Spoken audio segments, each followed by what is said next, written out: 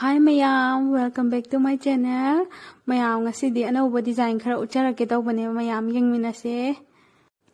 Ke oiba earring mayam se Leire roidro Mayam nupa khaisu Leire roidro noi sai khara di layu kaino. Yam phajabane 18 karat gold plated oibane machu chung kok thadabi oigadoine ko.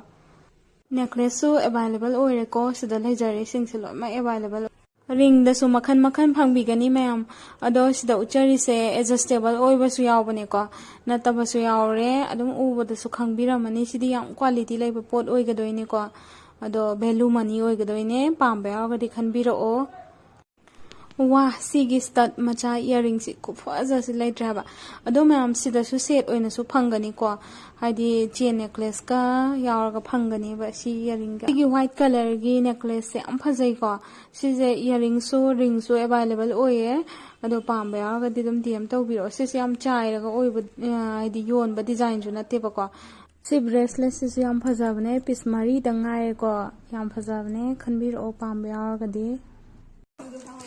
Cousin khaiga singju khara mo chaminarage tawbane mayam leiramba kharana adum hawba hawtaba